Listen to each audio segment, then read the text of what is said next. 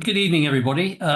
Thank you for joining us. I'm Philip Davis. I'm the CEO of the Commonwealth Heritage Forum, and welcome to, if you like, to our first lecture in the new series of talks that we're doing on lost and abandoned buildings and places across the Commonwealth. And our forthcoming talks over the next couple of months embrace a fascinating range of places like Plymouth in Montserrat in the West Indies, very much the Pompeii of the Caribbean. It was buried by a volcanic explosion in 1995, and we've just been in touch with the authorities there about possibly helping them with some of the archaeological and restoration work of some of the surviving buildings. After Plymouth, we'll have a talk on the ghost city of Farina in South Australia, which sits on the old alignment of the Ghan Railway. Following that, we'll have back to the Caribbean, a talk on Jamaica, and in particular Port Royal, Spanish Town, and Clarendon. And that will highlight some of the complex challenges involved in trying to save the island's extraordinary heritage.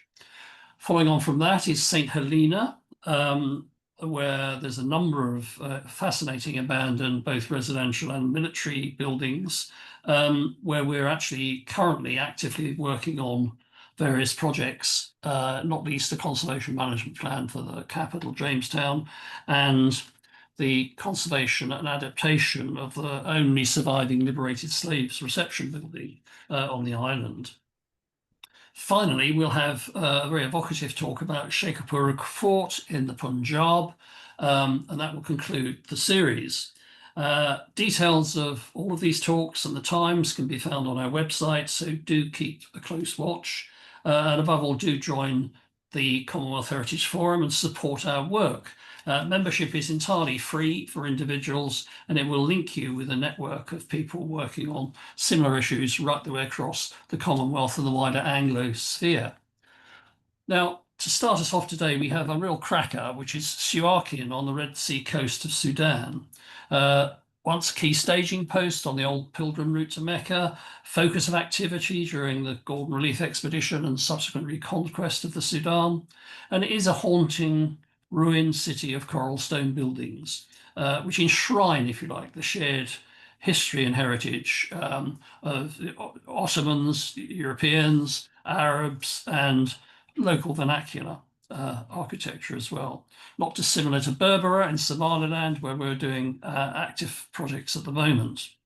Now, our speaker this evening is Michael Mallinson, and we're very fortunate indeed to have him here with us this evening.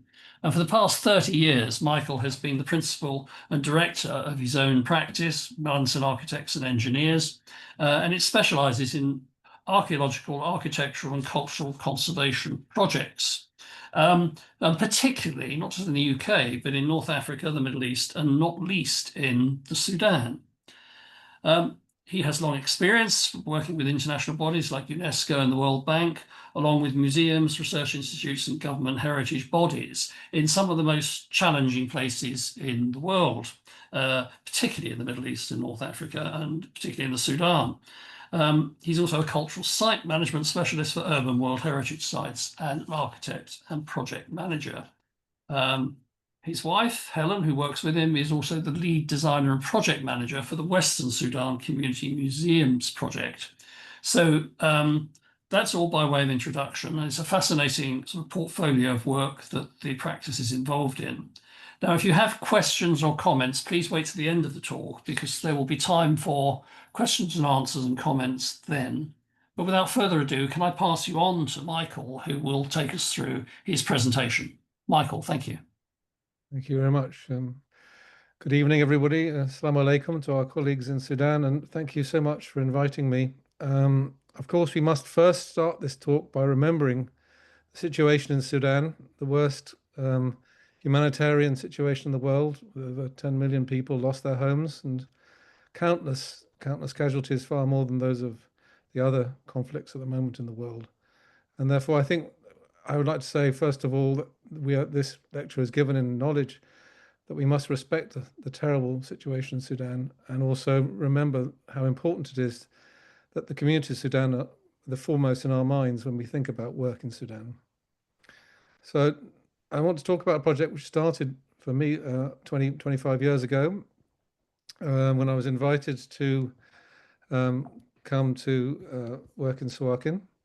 And the reason for that will become apparent, and it is linked very much to this theme of abandonment that was discussed.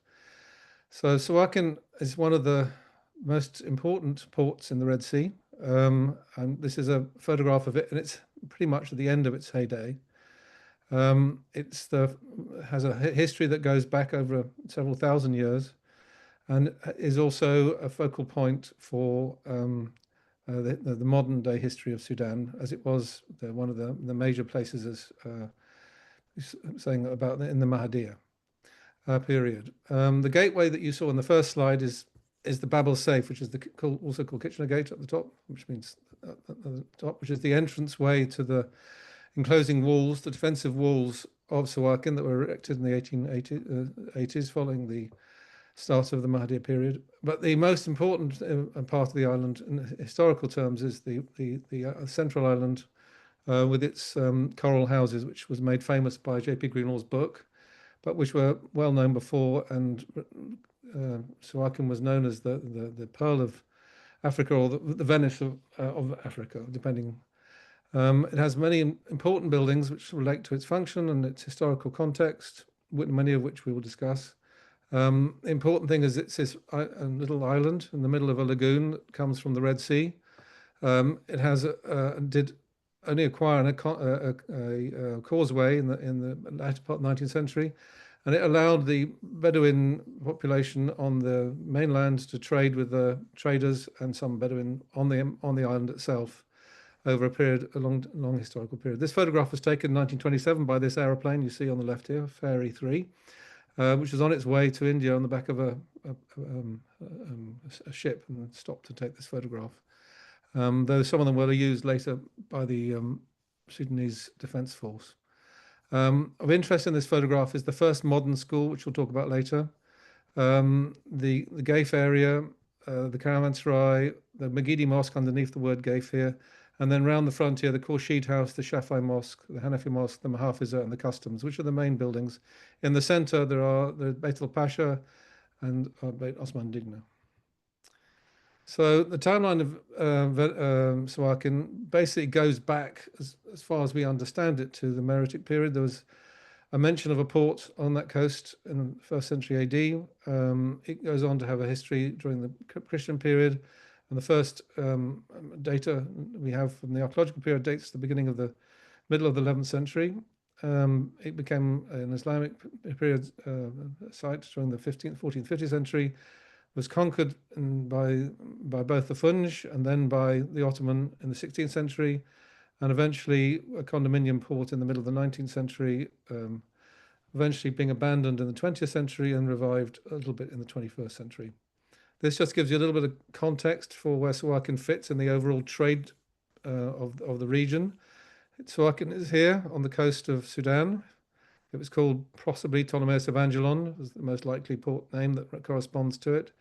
It has a trade route that comes from Mas Hormuz through Berenike, round off to India, all the way up to Ganges, and trading all the way to China.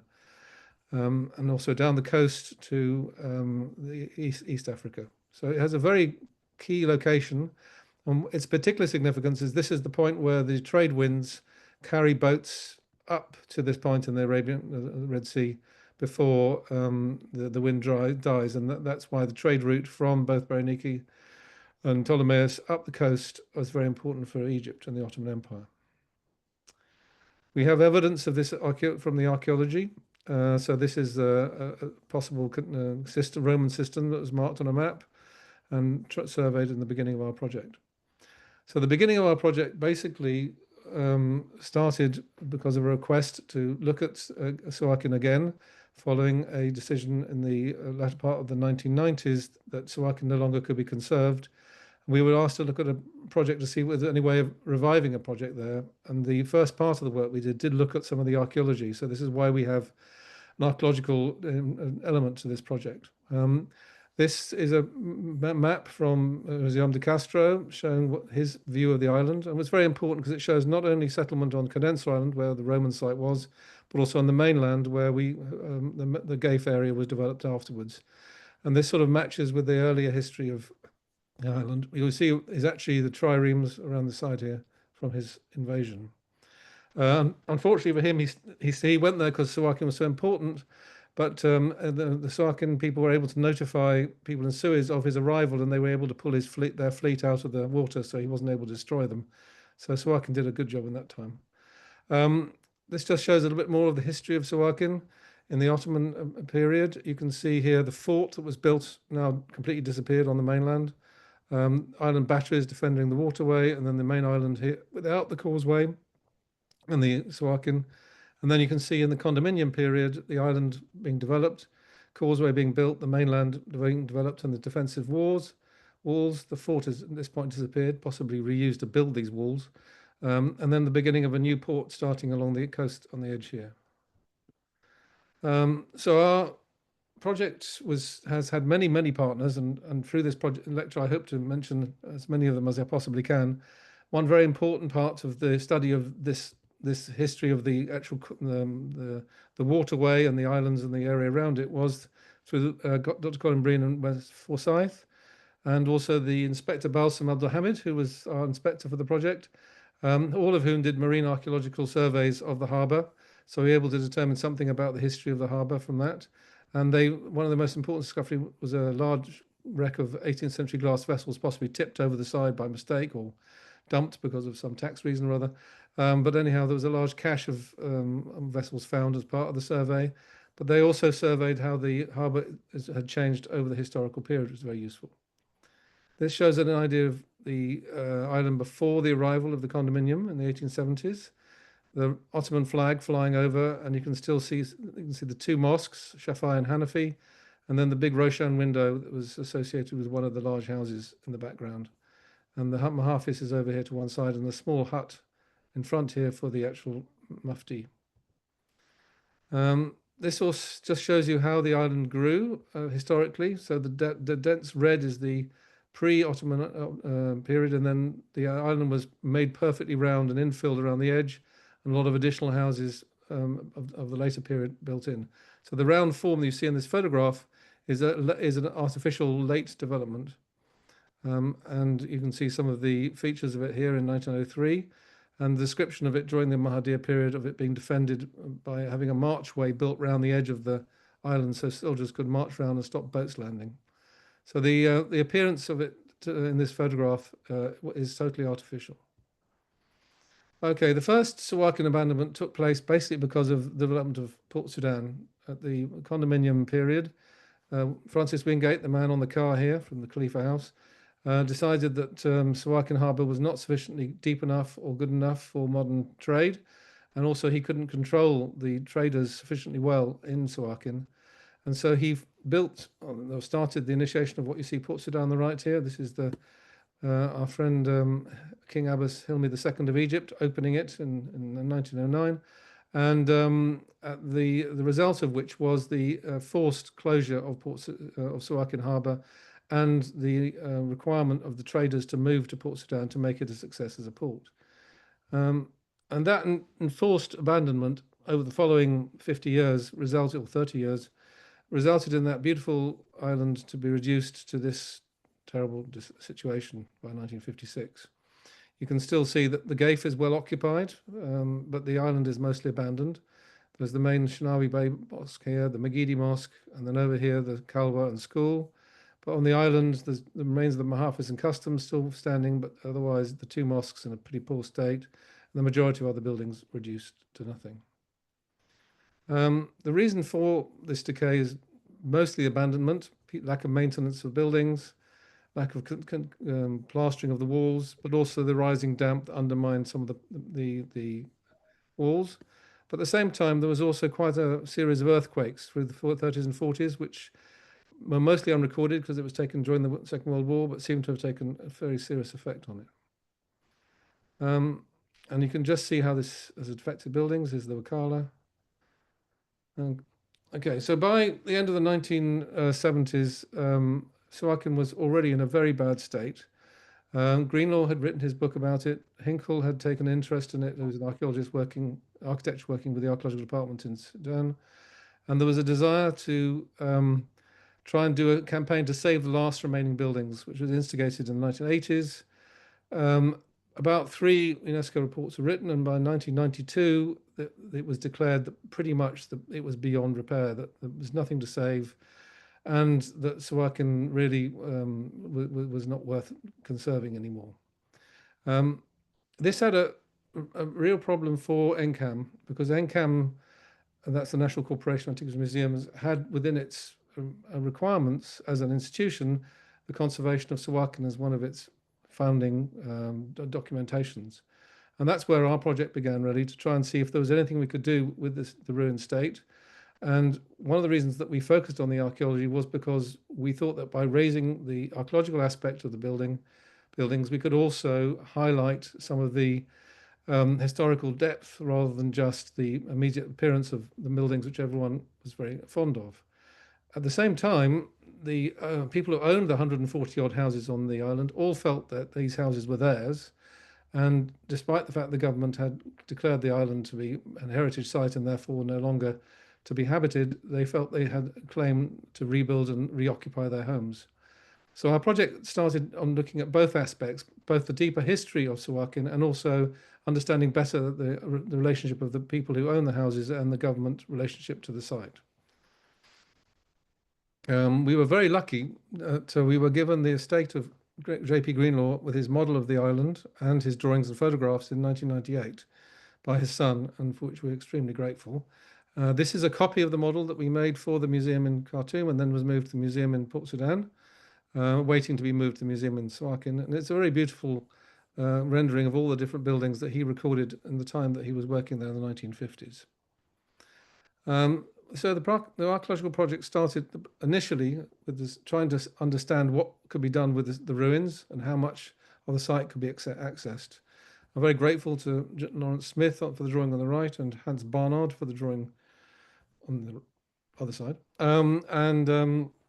showing the areas where surveys and studies were done over the 8-year period of the excavations, including test excavations, building examinations, surveys, and conservation projects.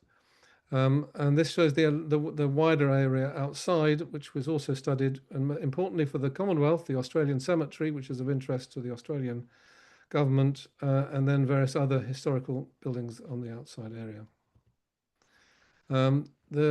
Thanks to the work of Dr. Lawrence Smith and Dr. Jackie Phillips, we have actually a very good stratigraphy for the pottery of Suakin, which has allowed us to give quite a good historical period from the 11th century up to the 19th century, including some rather beautiful evidence of the trades to the Far East, and also shows how the continuous occupation of Suakin from the 11th century is clearly evidenced in the archaeological data.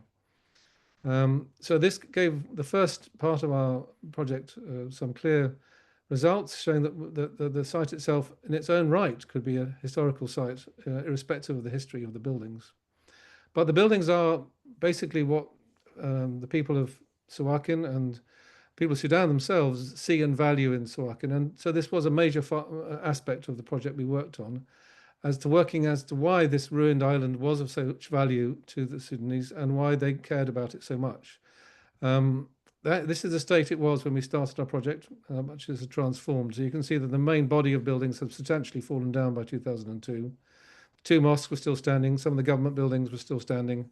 The Egyptian bank, which is made of concrete, is still standing. And then over here is Khorshid House, where we were trying to do our test work.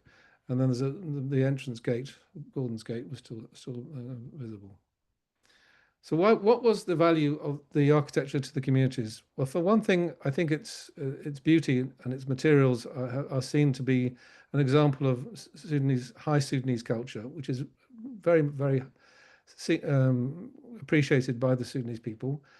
Through the education programs in Sudan, a lot of architects came to Suakin to draw it. A lot of art students came to paint it. and it became part of the genre of the image of Sudan. And this is one of the finer examples, of Khorshid House. And we actually started our works focusing on this house because it's so well known and so famous in Sudan, in Sudan and Suakin. And this is the excavation clearance we did to see how much restoration work would be possible from a ruin in this state. And working with with Khalid Babakir, who's the architect for NCAM, and Osman and some Sofian from the NCAM Conservation Department, the proposal was made to draw that up into a museum for the island. And over the 2 or 3 years, quite a considerable amount of restoration work was successfully carried out, as you can see here, including the restoration of some of the niches and the window forms, and then even beginning to consider some of the arches. Unfortunately, we had some problems with localized storms, which damaged some of the work. And certainly we learned a lot about the problems and risks of conservation from that first initial studies that we made. The other aspect the communities value in the buildings is that they are symbols of their community leaders. The Beit El Pasha, which is the kind of central house in the middle, one of the oldest houses in Suakin, and has a particular association with the Omada of Suakin. And so we also made a study of this building, looking at its historical context. You can see by 2002, it simply collapsed. And through the work of Colin and Wes, we did some deep excavations on a test pit in the middle of the courtyard outside of this, and discovered not only post holes at a lower level, but also an excavated stratigraphy that went all the way back to the 11th century AD. So that was some of the best archaeological stratigraphy we found on the site. So this again justified seeing the site as an historical context. The other kind of buildings, the ones of the traditional houses, some of the shops, some of the larger houses also had associations with historical figures. And one of them was the so-called Osman Digna house. Osman Digna was obviously the leader of the Bija community in the conflict in the Mahadir period. And this house was associated with his family and was one of the excavation sites that took place in 2008. And again, was able to identify elements like the Zawiya at the back of his house, and also get some idea of the stratigraphic depth in front of that house as well. So all of this showed that these historical buildings had a context which could also be brought to the forward. This is some of the other period houses. You can see that the beauty of the buildings and the scale of the architecture was really quite impressive at that period. And this shows boats coming into the harbour and the gateway, and this is the post office building. This shows some of the details and features of the buildings, the coral duck gateways. So not only traditional Islamic designs, but also some Nubian influenced designs, some Ottoman influenced designs, and then of particular interest is the woodwork, these Roshan windows that are part of the Red Sea architectural tradition. And already by 1920, when buildings were abandoned, the people were beginning to make a collection of these windows and doors. So this is the Mahafizah Museum, where about 5 or 6 of the windows from collapsing buildings have been bought and hung on the outside of the Mahafiz. They don't belong there. They were just stuck there on the courtyard and on the outside, and including some of the doors and screens inside the actual Mahafiz itself. This is the building in 1939. And that collection of windows and doors is a really good history of some of the earlier Ottoman houses. So again, it was a focal part for our project to try and understand a bit more about that. And thanks to the work of the British Museum conservators, Barbara Wills and Lucy Skinner, we were able to rescue a lot of these windows and doors, both from the Mahafiz itself, but also from, this is them before they fell down. And this is the pieces that we managed to extract from the Mahafiz storerooms. And some of them we found lying around in the backs of the courtyard. So quite a large collection of windows and doors have been rescued and have more recently been moved to the Red Sea Museum. Also of interest are the larger mosques, which are mostly on the mainland. This is the Maghidi Mosque, which is the center for the Khatmiya Sufis, who are one of the more important Sufi sects within Sudan. And this is the Zawiya Musa, which is a building I'll talk about later. And then on the island, the Hanafi Mosque, and then the Shafi Mosque. So the Shafi Mosque is on the island. It was surveyed and studied by Khartoum University excavations, led by Professor Intisar Al-Zain with Dr. Ahmed Hussein. And in that period, they did excavations in the courtyard and in the minbar here. and discovered not only that the depth of the stratigraphy within the mosque, but also that underneath the mosque there was an earlier mosque on a different alignment. You can see the column bases here, not on the same alignment as this mosque. So again, giving an evidence of the kind of long history of the island. And thanks to the interest that we've taken in this building and the British Council's interest in supporting restoration studies on this island, we started a project in 2009 to restore Shafei Mosque again with Khalid Babakir in charge and the NCAM staff, but with a larger, more trained project, and did an amazing, both plotting the ruined buildings and also restoring. This is the cleaning and the restoring of the mirab, and beginning to reconstruct the walls. And in a very short period, over 2 years, the entire back walls were under reconstruction, and the front wall and the interior school was reconstructed, and the arcades were reconstructed and repaired. So really good progress was being made by the end of 2010, including this beautiful example of the restoration of the front wall of the mosque, where all this, you can see all the new work they've done to hold up and restore this beautiful building. I'm briefly going to mention the military defences because people are interested in this, but also because it's one of the symbols of Suakin. That's the gateway of the Sharta Gateway, as you can see. Not the Sharta Gateway, and in front of it you can see the local horsemen and the guards guarding it, with including the signalling on the roof, which is quite beautiful. And this just shows a map of all the outlying buildings that were surveyed eventually by Hinkle and were looked at by our teams at various times.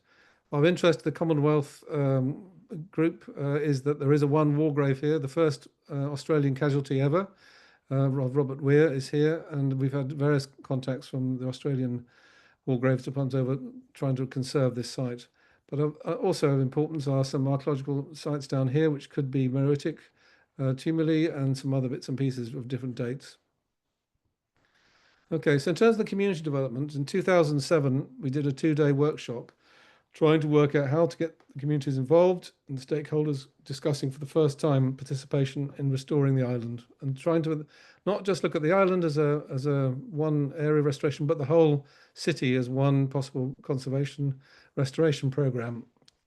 And this was very successful. Not only was a master plan developed in discussion with local groups, but also local institutions like universities and tourism departments and some of the heritage departments took an active interest in the project at that point.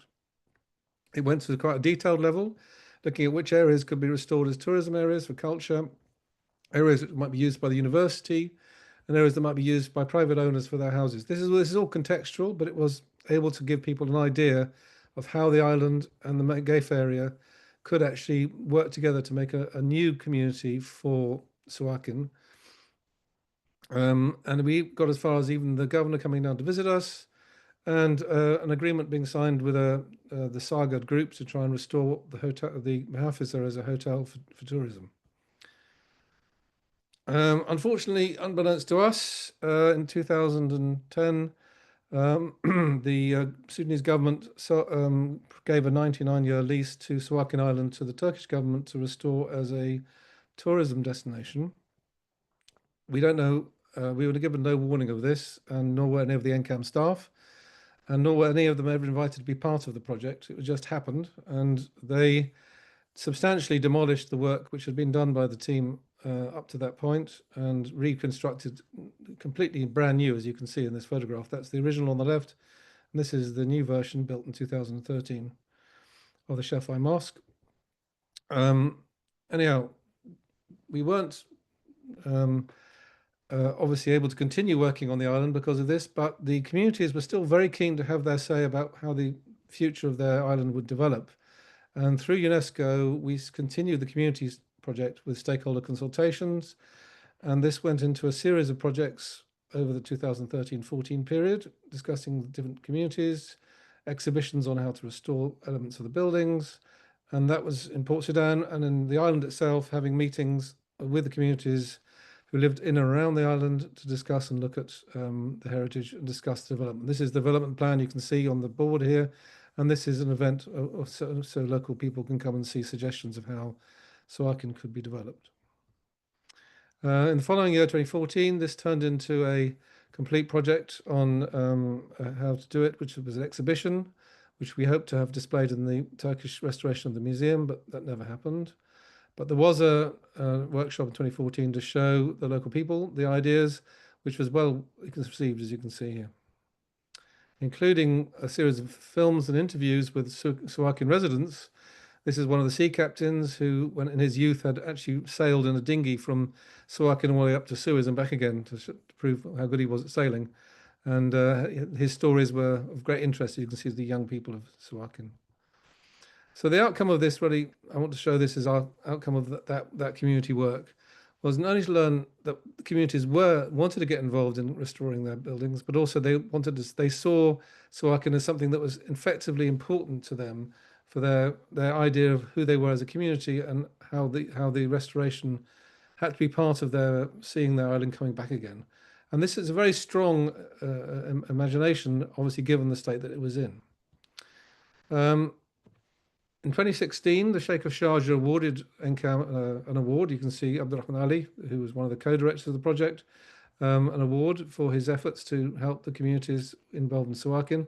And he proposed a project to restore 16 different buildings funded through the Sharjah office. And these were focusing on different historical buildings that could be restored on the mainland and on the island, and they include the banks, the telegraph building, the Mahafiz Annex, a whole number of different buildings. Unfortunately, the politics continued to being too complicated. But what was of particular interest to us is that two buildings, this is the Zawiya Musa, which was an expression of religious life, and the school, which was about cultural life, we were able to do studies for and come up with a proposal which would carry on in the future. So I think at this point we should stop and just consider, first of all, why was Suakin abandoned and why is it still of interest? Well, Suakin as a port, though it was closed in 1920, did reopen in 97 and became a major relocation for the population from the Toka irrigation project that didn't succeed, and a lot of people were moved. About 40,000 people were moved to Suakin. There's some series of free ports were built just north of Suakin. A major liquid gas port was built. But the main thing that changed also was that it was opened up again for Hajj pilgrims and livestock because of the overloading of Port Sudan. But I think the main motivation why it's of interest is the communities still see it as a major symbol of the Islamic heritage of Suakin and Suakin lifestyle, and that the Hetmir Sufis Centre and Magidi Mosque and Shinawi Bay are still see their heritage being very alive and much part of the island. Finally, it's also a major destination for holidays and festivals for all Sudanese people. Many people from Sudan visit Suakin as a holiday destination, and many people have paintings, drawings, and photographs of it in their houses in Khartoum and other cities in Sudan.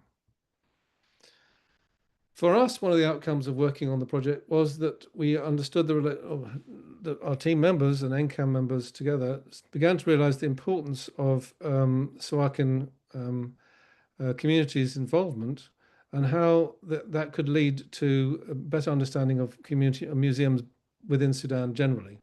This was supported through ICROM's support on the project, and we began a project with ICROM and the British Council Cultural Protection Fund in 2018 to look at how to turn abandoned, unused museums to community use from Darfur to Omdurman, which was very successful.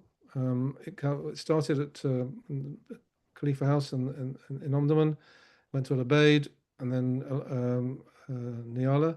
But we were also talking to museums in Ghanena and Fasher in Darfur, and Kadugli in the south, and eventually were focusing on the Community Ethnographic Museum in Khartoum. And this experience working with communities proved to be very successful and of interest for NCAM staff and working with the communities, and they successfully developed very interesting projects. This is in Niala. This is a big millet festival that took place in March 23, celebrating the sowing of Dukun, and it involved activities such as bake-off, food, drink, and this is the community tent that was built for Niala Community Museum to try to provide a community facility within what was historically an old government building. In Suakin Museum in Kordofan, not only did we develop ethnographic studies, but also education programs for children, traditional teaching, and impact youth training programs. And finally, in Khalifa House in Omdurman in January, there was a successful opening of the community museum concept by the Professor Ibrahim Musa, the director of NCAM, with the Mrs. Nimat, the director, and members of the Khalifa family, to celebrate basically the idea that, and with the Minister of Culture as well, Dr. Graham, to celebrate the idea of Sudanese museums embracing the new ICOM directive that communities should be an essential part of all museums. And in this way, Sudan was actually leading an initiative in this area. The outcome of that project, and this is just leading slightly, it leads us back again to Suakin eventually, was the Safeguarding Sudan Living Heritage Project, which was created in 2022, and very quickly has to do, as again funded by British Council, Cultural Protection Fund, but very quickly, because of the outbreak of war in 2023, had to be transformed into a very different kind of project. And again, we discovered that it was the resilience of Sudanese communities that really was a major motivation to save and look after Sudanese heritage. And through a remarkable series of projects, and despite the fleeing from the most awful conflict, Sudanese communities came together and created in Kassala this amazing peace garden over a period of 4 months. This is one of the opening events that took place in February this year, which I was able to attend, which brings together 18 different heritages of Sudan, in which they share both a peaceful coexistence in this big garden, which has both cultural themes related to the environments, but also different parts of Sudan. So we have Gatias from eastern, western, and central Sudan. We have Shefats from eastern Bija area. We have a Suakin house built in the traditional Suakin way. We have Hausa House, and then we have nomadic houses down here from Bani Hammer and Hadendawa and our friends. And then we have Nuba people from the central Kordofan area, and Subtarat and Halanga groups. And then in the corner here, we have a Nubian house of Nubian refugees who came 40, 50 years ago to the Kassala region. So this amazing creation done in the middle of a war has brought together hope for the people in Sudan that they can recover from the terrible conflict and rebuild their culture through peaceful coexistence. And I just want to show, this is a little emergency project we did in Wad Medani 4 months after the war started, where all the refugees in Wad Medani, 100 miles south of Khartoum, all came together to create a cultural project to try and somehow vitiate the horrible conflict of results of the conflict. In the north, at Karima, another peace tent was built. Again, this is Sami El Amin and Ahmed Sokri, who together ran programs for children during the period after the war, and also to help manage the huge number of the refugees. You can see the huge refugee population that came to Jabal Barkal. And over the next few years, we've continued working with Sami and his team, and US aid has funded a community museum here to help the refugee populations. I mean, all these cities, Karima and Kassala, have over 100,000 refugees moved into them. So this brings us back to the Suakin Community Heritage Peace Project. So at the end of the Kassala project, we were meeting with the minister and discussing how we can do another stage to develop the peace project and how to consider a way forward for Suakin, given that the island was still occupied by Turkish, but there was still a pressing need for community development. So this area I pointed to at the beginning, this is the old school, and behind it the Zawiya Musa and the old Kalwa, which is in this area here on the island, and this is where the Shatta Gate was. We were able to have discussions with the Katmir Sufis who own these two buildings, and they've given permission along with NCAM to use this old school to make into a heritage training program. So the idea is to have a traditional building craft training center, both for boat building, but also house building and skills building with the communities. And that would be with a yard at the back, and a peace tent in front. And then this will be the layout for community rooms and also a training area. The location is very beautiful. It's right on the waterfront, overlooking the island. And it would involve both having a peace tent like the one in Kassala, heritage exhibitions, and building training, and heritage training as well, and something about some of the traditions of fishing, which is the main fishing harbour is directly behind here. The other building is the Kalwa behind the Zawiya Musa. This is the Zawiya Musa and the Kalwa. And the idea would be to use the Kalwa as a place for training the conservation of these traditional Islamic buildings. This building has had some earthquake damage, which needs emergency treatment, as well as some improvements to the aesthetics of the building.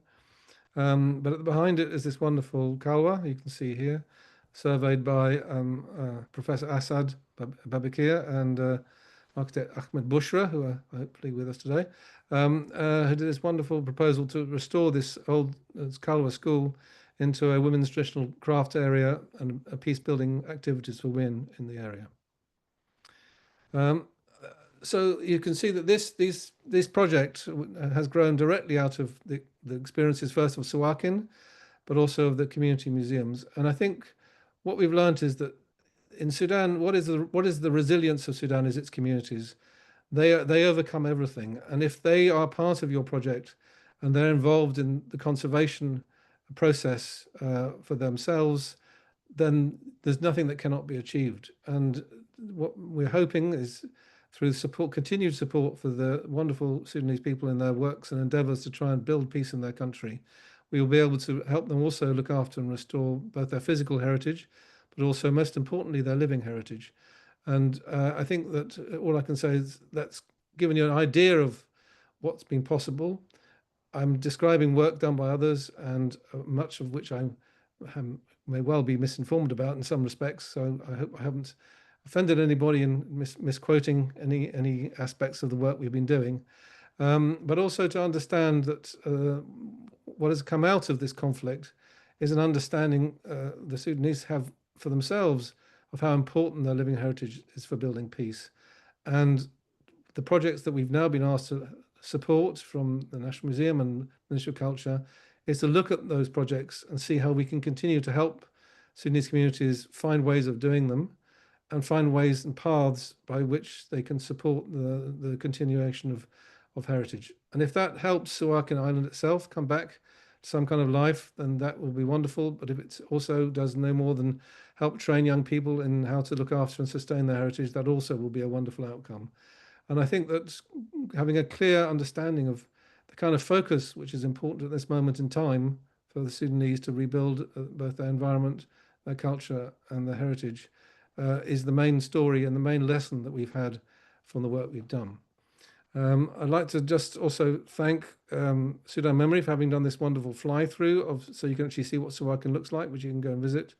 But I also want to say thanks also to all the people involved in the last 25 years of work, and I've listed them here from the Ministry of Culture, the State, the Mohammed Noor Haddad Museum, the British Council, Khartoum University, the Red Sea University, the Beja Centre, Cambridge Ulster, and the Sudan Archaeological Research Society, British Institute, British Council, Embassy and Council itself, the British Museum Conservation Department, Exeter University, ICROM Sharjah, UNESCO, Greenlaw, Durham, Sudan Memory, and special thanks to particularly my colleague Dr. Kate Ashley, because she's done a large amount of this work, but also to Abdurrahman Ali, the director of NCAM, at the time we were doing this work, to Iqlal Al-Malik, who was head of conservation that period, to Dr. Hassan Hussain, who was director when we started way back in 2004, and to the architects from Sudan, Babakir, Khalid Babakir, and Asad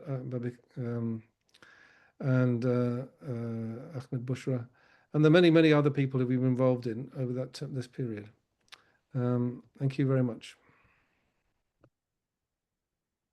Michael, thank you very much indeed for such an inspirational presentation. I'm sure there will be questions and comments from people, so can we throw it open? And if anybody wants to comment or ask a question, please go ahead and raise your hand, your virtual hand, if you like, from the menu below. Anybody want to comment?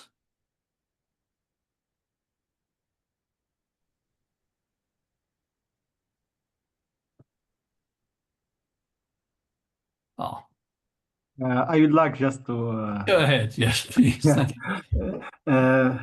This is Anwar Sabik, an architect from Ikram Sharjah Regional Office. Thank you, Michael, for this wonderful presentation. And it's the first time I see the project in this holistic point of view. I see that although Suakin is totally in ruins now, but the very good documentation you have is a kind of preservation for the memory, which is very important. Looking at the city part, the GAFE, and the still used and living heritage there. You showed us the Zawiya Musa and the other buildings. I think focusing on the conservation of these buildings, which comes with the how to say it, to the conservation of the community as well, is important. And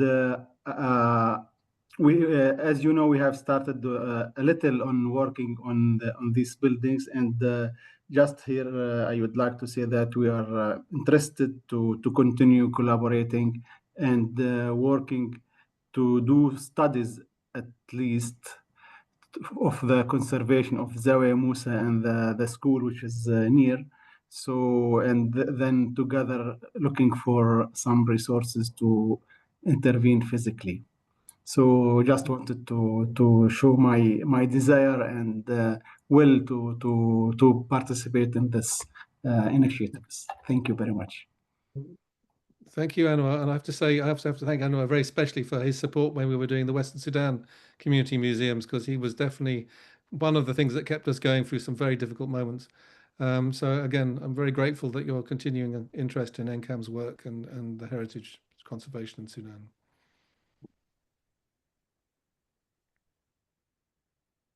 Can I just add to that we were having a conversation just before the discussion started, and the Commonwealth Heritage Forum has funding to support heritage skills training and funding towards sort of capital elements, capital works as well.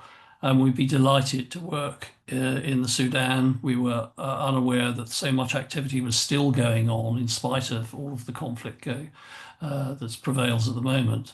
So certainly after this discussion, I hope to discuss things further with Michael to see how we can best help under our Commonwealth Heritage Skills training program. Although Sudan isn't in the Commonwealth, it's part of this, if you like, the wider Anglosphere where we have very keen interest, and it clearly deserves as much support as we can possibly offer. So hopefully we can work together with ICROM and others in developing a program. John, do you want to say anything? John Ward? Yeah. Hello, can you hear me? Yeah. Yeah, thank you. Thank you very much, Michael, for your wonderful presentation. Suakin Island and that area is not a place I was really aware of, but obviously it's very special.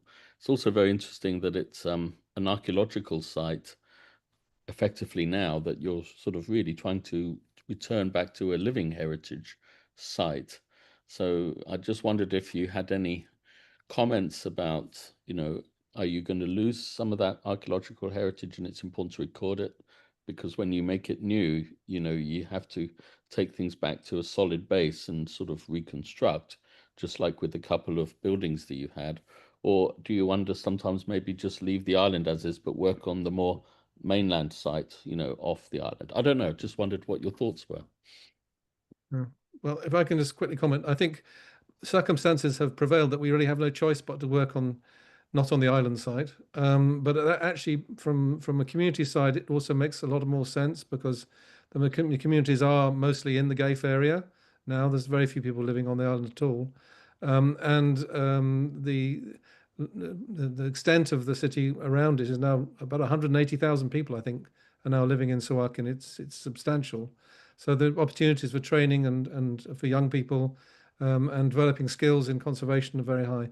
In terms of disturbing the archaeology, I mean, what we learned from restoration, particularly of the Khurshid Effendi house, was that if you could go down to the foundations the excavated foundations and build off them quite successfully.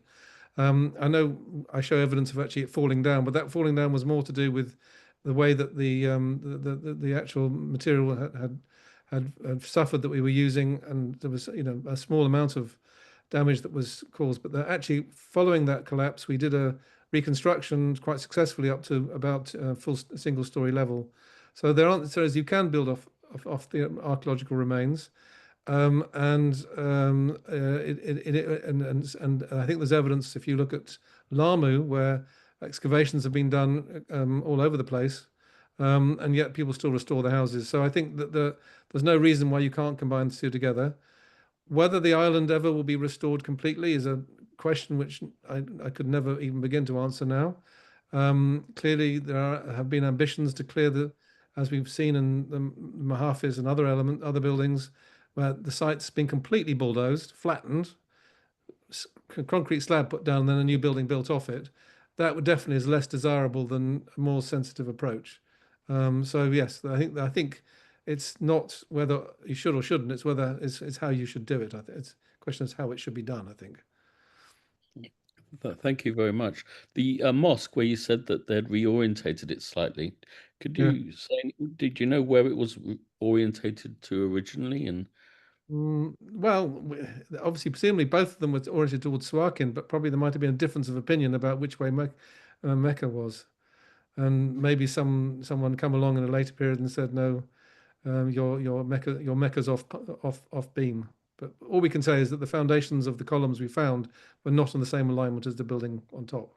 yeah, because historically some mosques were rebuilt to modify their orientation, and other cities were also considered holy. I think even Jerusalem. And so I was just curious. But anyway, thank you very much, Michael.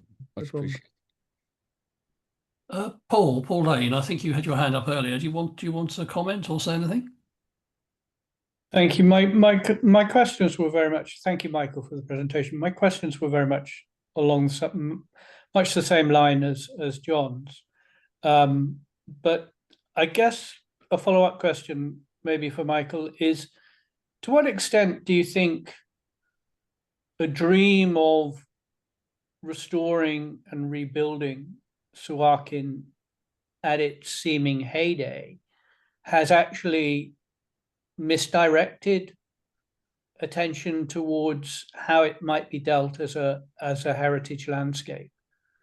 Do you see where I'm coming from? That maybe actually there was a moment probably from the 1970s when it was already too late because of the percolation of seawater, etc., into the coral. Too late to really consider restoring the buildings, and an alternative strategy might have been to think of it as a ruined landscape, but one that could be then protected and developed as a heritage site without necessarily it remaining as part of living heritage. I think there are two aspects of it. There's the heritage viewpoint, and I think NCAM would tend to agree with you. In other words, a lot of the NCAM staff would see that as one viewpoint, and I think the other viewpoint is that it is the houses are owned by people. They see them as their houses. The only reason they didn't look after them was they felt that no one ever actually supported the idea of them restoring them, and they weren't allowed to do it. And if they'd been allowed to, they would have looked after them if they could have done. And I think the community motivation is still very strong. And I think that, as I said, one has to, in Sudan, you have to respect community first at a certain very deep level. And then you have to think about what actually Suakin means, and how important is the kind of integrity of 19th century coral rebuilds of possibly an earlier. When we excavated the Mahafis, it was actually NCAM excavated the Mahafis at the rear, where they discovered the 1870s. Mahafis was built over two earlier 18th century houses. So therefore, it had already got multiple periods of construction and different periods of overbuilding, which related to a government building on top of presumably private houses that were taken by the government. So I think to some degree, how the communities themselves wish to treat their own heritage has to be respected. And I think that this is what has tripped up actually both the Turkish project is that they haven't given up, despite the fact that the island was leased to the Turkish government. The Sudanese Suakin population have not given up their claim to it. And I think this goes back to the sense of the island being a very, very old and very ancient place, and that they're the origins of these families. And some of their claims to being in Sudan are based on having these places within their communities. So, you know, it's not such an easy thing to just say they should leave the island and it should be left as a ruin field, because it isn't what it means. And to many Sudanese people, they still see the photographs and paintings of Suakin as being the place. That is what it is to them. They don't recognize the ruins in that respect. Yeah, thank you. Any other questions or comments that anybody wants to make?